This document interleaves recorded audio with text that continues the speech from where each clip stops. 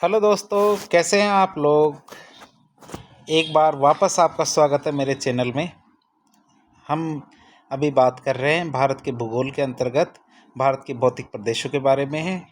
इससे पहले हमने उत्तर भारत के मैदानों के बारे में चर्चा की थी भौतिक प्रदेश के अंतर्गत, और अब हम बात करेंगे प्रायद्वीपीय पठारी प्रदेश के बारे में। प्रायद्वीपीय पठारी प्रदेश के बारे में बात करें तो ये भारत का सबसे बड़ा और पुराना भौतिक प्रदेश है। ये भारत का क्या है, पुराना और सबसे बड़ा भौतिक प्रदेश है। यह प्रदेश 16 लाख वर्ग किलोमीटर में फैला हुआ है।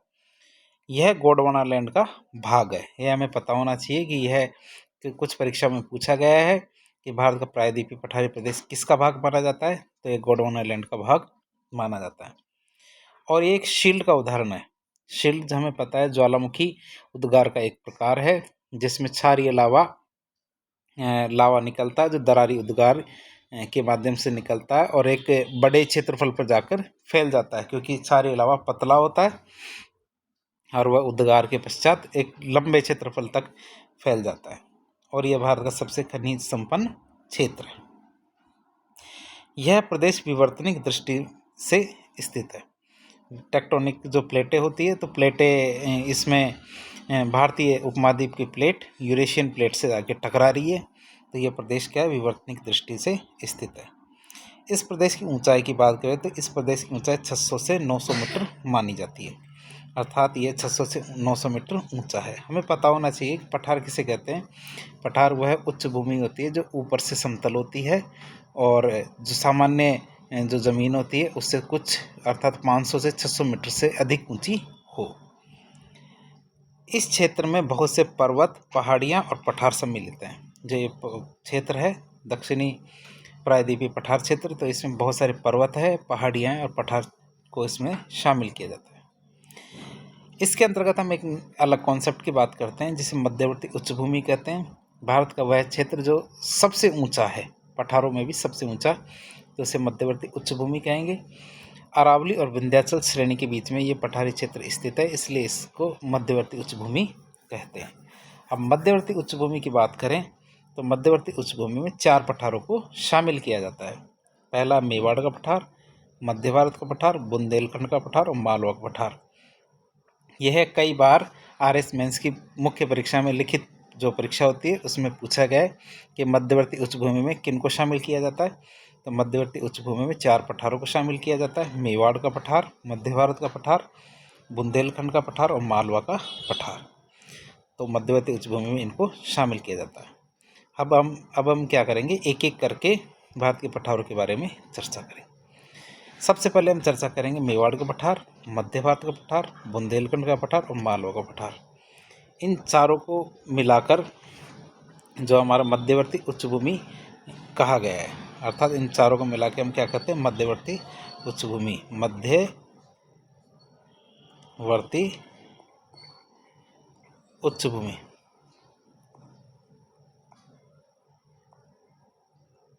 इन चारों को मिलाकर के मध्यवर्ती उच्च भूमि कहा जाता है। इसके अगले पठार के बारे में बात करें तो हम बघेलखंड के पठार के बारे में बात करेंगे।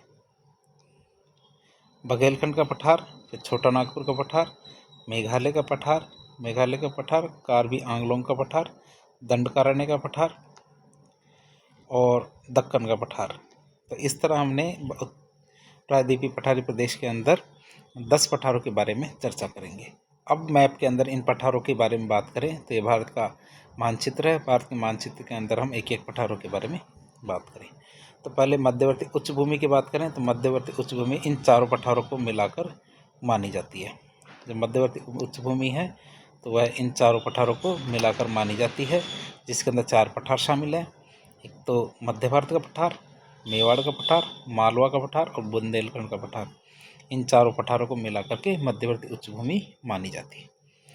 इसके बाद हमारे जो मेघालय, तो मेघालय में असम वाला क्षेत्र है। ये असम वाले क्षेत्र में कार्बी आंगलों का पठार है। ये मेघालय वाला क्षेत्र तो इस मेघालय का पठार है। हम देख सकते हैं ये वाला क्षेत्र बिहार, झारखंड, पश्चिम बंगाल, उड़ीसा और छत्तीसगढ़ को मिला के वाला क्षेत्र है। तो यहाँ पे छोटा नागपुर का पठार है। इसके बाद बात करें तो हम ये वाला क्षेत्र जिसमें छत्तीसगढ़ और उड़ीसा वाला क्षेत्र है, तो इसमें दंडकारण्य का पठार है। जो भारत के प्रायद्वीप में सबसे बड़ा क्षेत्र है वह दक्कन का पठार है। तो इस तरह 10 पठारों के बारे में हमने बात की, जो मानचित्र में हम आसानी से देख सकते हैं। 10वां एक ये रह गया था, बघेलखंड का पठार। बघेलखंड का पठार ये मध्य प्रदेश और छत्तीसगढ़ के बीचों बीच है। इस तरह मानचित्र को रोककर आप एक बार इसका रिवीजन कर सकते हैं। इसके बाद हम बात करते हैं, एक एक करके इन पठारों के बारे में चर्चा करेंगे। तो सबसे पहले मेवाड़ के पठार के बारे में चर्चा करेंगे। मेवाड़ के पठार के बारे में चर्चा करें तो यह पठार राजस्थान में अरावली पर्वत के पूर्व में स्थित है। अरावली पर्वत के पूर्व में स्थित यह पठार है। तो इस पठार के बारे में चर्चा करें तो इस पठार पर बनास नदी बहती है। इस पठार का ढाल दक्षिण पश्चिम से पूर्व की ओर है। तो मेवाड़ के पठार की बात करें तो राजस्थान में अरावली पर्वत के पूर्व में स्थित है। इस पठार पर बनास नदी बहती है। इस पठार का ढाल पश्चिम से पूर्व की ओर है। अर्थात इस पठार का ढाल किस तरह है? इस पठार का ढाल इस तरह है, इस तरह करके इस तरह जाता है। आगे हम बात करेंगे मध्य भारत का पठार। मध्य भारत का पठार के बारे में बात करें तो मध्य भारत के पठार में यह उत्तर पश्चिमी मध्य प्रदेश में स्थित है। ये मानचित्र में हमने देखा था। इस पठार पर चंबल नदी बहती है और यहाँ पे बीहड़ का निर्माण किया जाता है। तीसरे पठार की बात करें तो बुंदेलखंड का पठार। बुंदेलखंड के पठार के बारे में बात करें तो यह पठार उत्तर प्रदेश और मध्य प्रदेश के बीच में स्थित है। यह उत्तर प्रदेश और मध्य प्रदेश के बीच में स्थित है। इस पठार पर अर्धशुष्क परिस्थितियाँ पाई जाती हैं। बेतवा और केन नदियाँ इस पठार पर बहती है। ये नदियाँ यहाँ गहरी घाटियाँ और जलप्रपात का निर्माण करती है। ये नदियाँ क्या करती है? यहाँ गहरी घाटियाँ और जलप्रपात का निर्माण करती है। कौन सा पठार? बुंदेलखंड के पठार के बारे में बात करें। यह उत्तर प्रदेश और मध्य प्रदेश के अंदर स्थित है। जब मध्यवर्ती उच्च भूमि है तो उसके अंतर्गत चौथा पठार है मालवा का पठार। मालवा के पठार की बात करें तो ये एक त्रिभुजाकार पठार है। यह पठार मध्य प्रदेश में स्थित है। इस पठार पर काली मृदा पाई जाती है जो कपास की खेती के लिए बहुत ज़्यादा उपयोगी है। सिगार टॉप इस पठार की सबसे ऊंची चोटी है। इस पठार पर चंबल, काली सिंध, पार्वती और शिप्रा नदियाँ बहती हैं। शिप्रा नदी को उज्जैन के लिए प्रसिद्ध माना जाता है क्योंकि इसके किनारे पर उज्जैन शहर स्थित है। शिप्रा नदी के किनारे पर मध्य प्रदेश का उज्जैन शहर स्थित है। इस पठार पर मध्य प्रदेश के इंदौर और भोपाल शहर भी स्थित है। इस पठार की और बात करें तो इस पठार से कर्क रेखा होके गुजरती है। तो इस तरह हमने मध्यवर्ती उच्च भूमि के बारे में से संबंधित 4 पठारों के बारे में पढ़ लिया है। अगले 5वें पठार के बारे में बात करें तो बघेलखंड का पठार। यह मध्य प्रदेश और छत्तीसगढ़ के बीच में स्थित है। इस पठारी क्षेत्र में विंध्याचल और सतपुड़ा श्रेणियाँ आके मिलती है। यह पठार सोन और महानदी के अपवाह तंत्र को अलग करता है। ये पठार क्या करता है? सोन और महानदी के जो अपवाह तंत्र है इनको अलग अलग करता है। आगे हम छोटा नागपुर के पठार के बारे में बात करें तो यह पठार झारखंड, बिहार, पश्चिम बंगाल, उड़ीसा और छत्तीसगढ़। यह पठार क्या करता है? झारखंड, बिहार, पश्चिम बंगाल, उड़ीसा और छत्तीसगढ़ इन राज्यों के अंदर फैला हुआ है। इस पठार की औसत ऊंचाई 700 मीटर है और इस पठार की सर्वोच्च ऊंची चोटी पारसनाथ है। अर्थात पारसनाथ क्या है? इस पठार की सबसे ऊंची चोटी है। पारसनाथ को ही हम समेत शिखर भी कह सकते हैं। पारसनाथ क्या है? एक प्रमुख जैन स्थल है।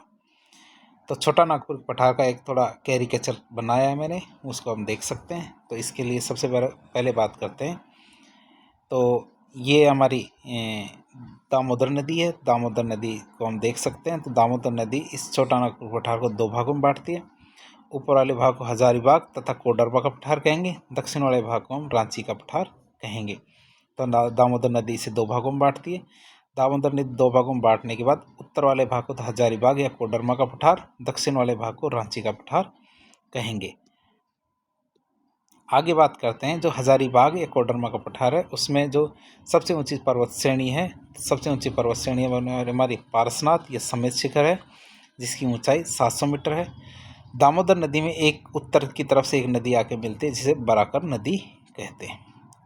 रांची के पठार की बात करते हैं। रांची के पठार में 3 नदियाँ बहती है। दक्षिणी कोयल, वैतरणी नदी और स्वर्णरेखा नदी, ये 3 नदियाँ बहती है। अब छोटा नागपुर के पठार के पश्चिमी क्षेत्र को पाट क्षेत्र कहते हैं। इसमें 2 नदियाँ बहती है, एक उत्तरी कोयल और एक शंख नदी।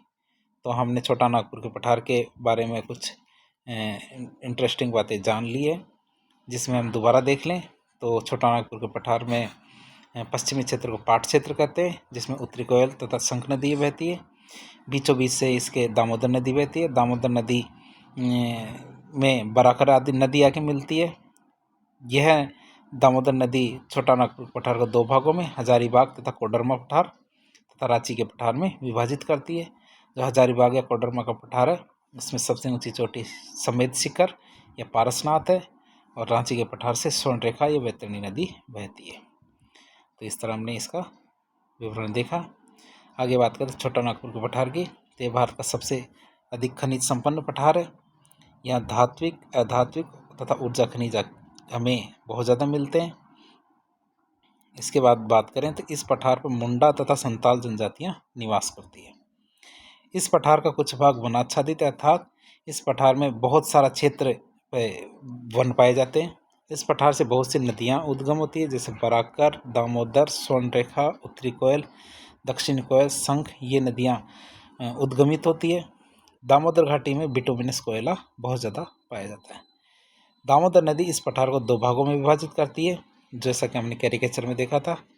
इस पठार का उत्तरी भाग कोडरमा तथा हजारीबाग कहलाता है तथा दक्षिणी भाग रांची का पठार कहलाता है। इस पठार का पश्चिम भाग लावा से ढका होता है, इसीलिए इसको पाट क्षेत्र कहते हैं। और पाट क्षेत्र का सबसे ऊंचा पाट कौन सा? नेत्रहाट पाट कहलाता है। जो पाट क्षेत्र का सबसे ऊंचा पाट कौन सा कहलाता है? नेत्रहाट पाट कहलाएगा। नेत्रहाट पाट को छोटा नागपुर पठार की रानी भी कहा जाता है, अर्थात हम दूर से देखेंगे तो नेत्रहाट के पाट को दूर से भी निहारा जा सकता है, दूर से भी देखा जा सकता है, इसलिए यह छोटा नागपुर की रानी कहलाता है, नेत्रहाट का पाट। छोटा नागपुर का पठार अग्रगंभीर या अग्रगंभीर का उदाहरण है तथा रांची का पठार समप्राय मैदान का उदाहरण है।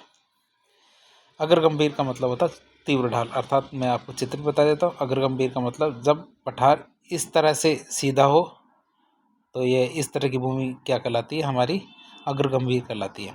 और हमारी जो रांची का पठार है, रांची का पठार इस तरह की भूमि है, अर्थात इसमें थोड़ी उबड़ खाबड़ है, लेकिन ऊंचाई पर जाकर ये समतल हो जाती है।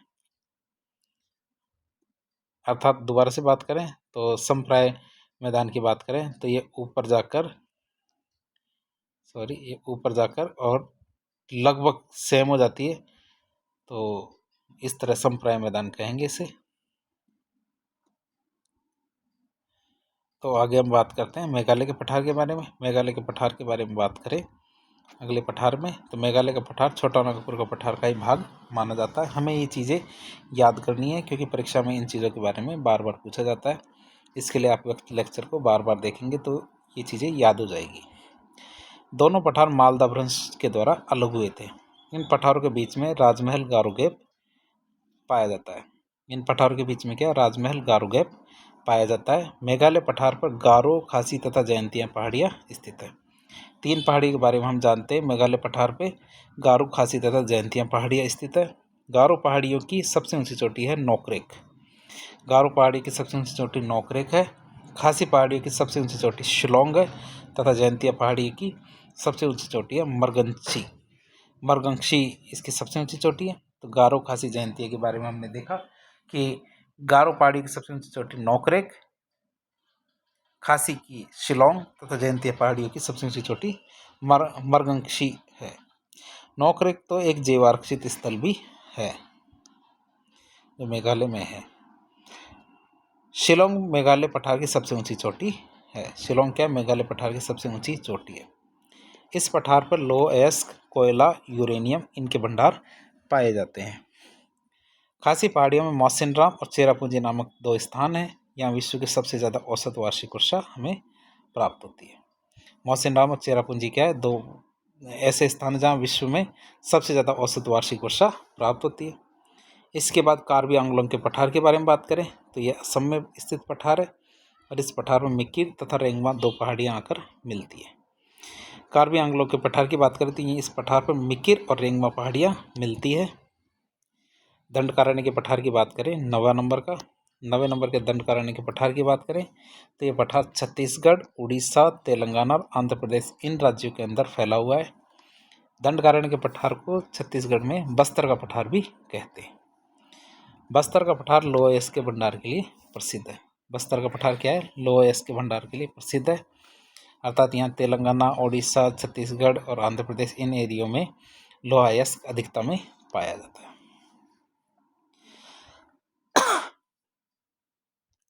आगे हम बात करें बस्तर के पठार में लोह अयस्क की प्रसिद्ध खान है दिल्ली राजहरा और बेलाडीला खान।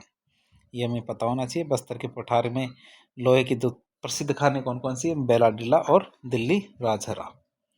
बस्तर के पठार की सबसे ऊंची चोटी है बेलाडीला और बस्तर के पठार पर ही इंद्रावती नदी भी बहती है। दंडकारण्य पठार को उड़ीसा में कालाहांडी पठार भी कहते हैं। दंडकारण्य के पठार को उड़ीसा में क्या कहा जाता है? कालाहांडी का पठार।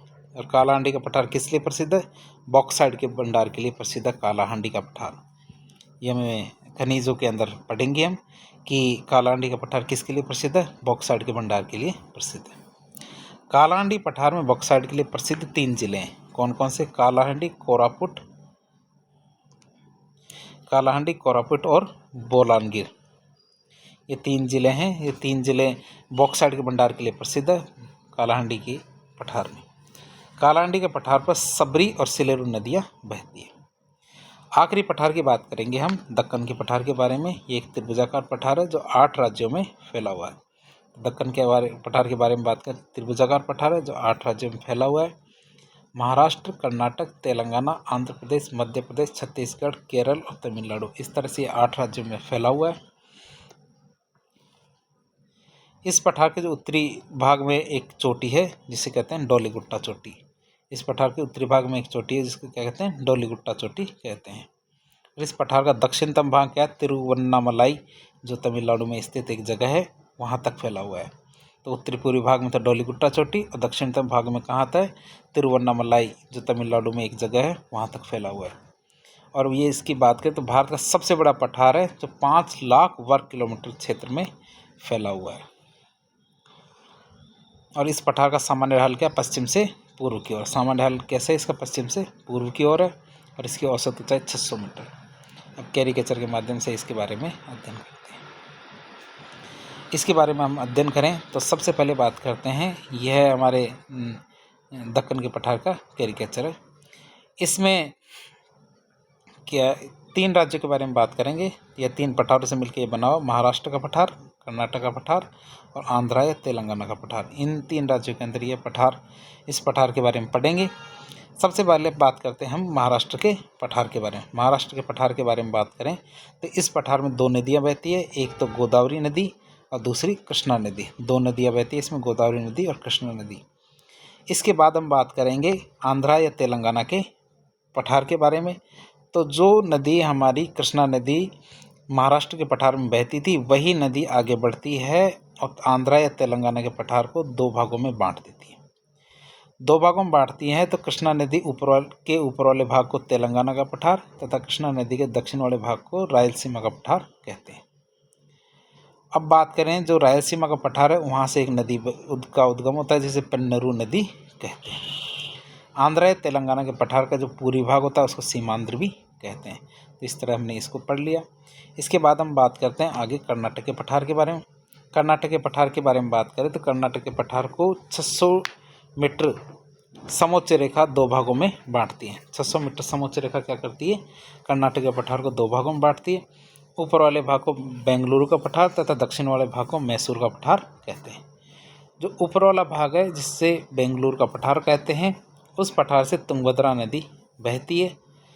कर्नाटक के पठार के पश्चिमी भाग को मलनाड भी कहते हैं। तो हम एक बार वापस समझ लेते हैं। इस पठार के अंदर हम 3 राज्य अर्थात महाराष्ट्र का पठार, कर्नाटक का पठार और आंध्र या तेलंगाना का पठार के बारे में अध्ययन करेंगे। महाराष्ट्र के पठार के अंदर 2 नदियाँ बहती है, गोदावरी नदी और कृष्णा नदी। कृष्णा नदी की बात करें तो कृष्णा नदी आंध्रा या तेलंगाना के पठार के अंदर जाती है और इसे 2 भागों में बांटती है। कृष्णा नदी के उत्तर वाले भाग को तेलंगाना का पठार, दक्षिण वाले भाग को रायलसीमा का पठार कहेंगे। पेन्नेरू नदी रायलसीमा के पठार से बहती है। तेलंगाना या आंध्र के पठार के पूर्वी हिस्से को सीमांध्र कहते हैं। तीसरा बात करते हैं कर्नाटक के पठार की। कर्नाटक के पठार को 600 मीटर समोच्च रेखा 2 भागों में बांटती है। जो 600 मीटर समोच्च रेखा के उत्तर वाले भाग को बेंगलुरु का पठार तथा दक्षिणी वाले भाग को मैसूर का पठार कहते हैं। जो बेंगलुरु का पठार है उससे तुंगभद्रा नदी बहती है और कर्नाटक के पठार के पश्चिमी भाग को मलनाड या मलनाद कहते हैं। इसके बारे में हम बात करेंगे। तो प्रादेशिक आधार पर इस पठार को 3 भागों में बांटा गया, महाराष्ट्र का पठार, तेलंगाना या आंध्र का पठार या कर्नाटक का पठार, जैसा कि हमने चित्र में भी देखा था। सबसे पहले हम महाराष्ट्र के पठार की बात करें तो इस पठार पर गोदावरी तथा कृष्णा नदियाँ बहती हैं। इस पठार पर काली मृदा पाई जाती है। भारत का सबसे प्रमुख कपास उत्पादक क्षेत्र इसी क्षेत्र में पाया जाता है। दूसरा बात करेंगे हम तेलंगाना का पठार या आंध्र के पठार के बारे में। तो कृष्णा नदी इस पठार को 2 भागों में बांटती है। इसका उत्तरी भाग तेलंगाना का पठार तथा दक्षिणी भाग रायलसीमा का पठार कहलाता है। रायलसीमा के पठार से पेन्नेरू नदी उद्गमित होती है। इसके पूर्वी भाग को सीमांध्र भी कहते हैं। रायलसीमा पठार पर पेन्नेरू नदी बहती है। आगे हम बात करते हैं कर्नाटक के पठार के बारे में। तो कर्नाटक के पठार के बारे में बात करें तो 600 मीटर की समोच्च रेखा इस पठार को 2 भागों में बांटती है ना। इसका उत्तरी भाग बेंगलोर का पठार तथा दक्षिणी भाग मैसूर का पठार कहलाता है। बेंगलोर के पठार पर तुंगभद्रा नदी बहती है तथा मैसूर के पठार पर कावेरी नदी बहती है। कर्नाटक के पठार के पश्चिम भाग को मलनाड भी कहते हैं। और मलनाड की बात करें तो मलनाड की सबसे ऊंची चोटी को मुलियानगिरी कहते हैं। मलनाड की सबसे ऊंची चोटी कौन सी है? मुलियानगिरी। इसके आगे हम बात करते हैं मुलियानगिरी कर्नाटक की सबसे ऊंची चोटी है। कुद्रेमुख कर्नाटक की दूसरी सबसे ऊंची चोटी जो मलनाड में ही स्थित है। कर्नाटक की दूसरी सबसे ऊंची चोटी कौन सी है? कुद्रेमुख। कुद्रेमुख कहाँ स्थित है? मलनाड में ही है। कल्लट्टागिरी कर्नाटक की तीसरी सबसे ऊंची चोटी जो भी मलनाड में स्थित है। आगे हम पठारों की बात करें तो पठार 3 प्रकार के होते हैं। तो ध्यान से देखेंगे तो हम इसको 3 भागों में बांटा गया। एक प्लेट्यू, मेसा और बट। प्लेट्यू किसे कहते हैं? वह सामान्य भूमि से ऊंचा क्षेत्र जो ऊपर से काफ़ी अधिक फैला हुआ होता है, इसे प्लेट्यू कहेंगे। दूसरे आगे आता है मेसा। मेसा प्लेट्यू पठार की तुलना में थोड़ा कम क्षेत्रफल वाला होता है। यह भी सामान्य भूमि से ऊंचा होता है लेकिन इसका ऊपर से जो क्षेत्रफल होता है ये कम होता है। और बट इसका क्षेत्रफल मेसा से भी कम होता है, अर्थात ये मोन्यूमेंट्स या एक पिरामिड के रूप में होता है। ऊपर का क्षेत्र बहुत कम होता है लेकिन ये सामान्य भूमि से ऊंचा क्षेत्र होता है। तो इस तरह से हमने भारत के प्रायद्वीपीय पठार के बारे में अध्ययन किया। यदि आप इस प्रकार के ज्ञानवर्धक वीडियोस पसंद करते हैं तो इस वीडियो को लाइक करें, चैनल को सब्सक्राइब करें और हमारे चैनल को शेयर करें अपने दोस्तों के साथ, ताकि उन्हें भी इस प्रकार के इन्फॉर्मेटिव वीडियोस मिल सके। धन्यवाद।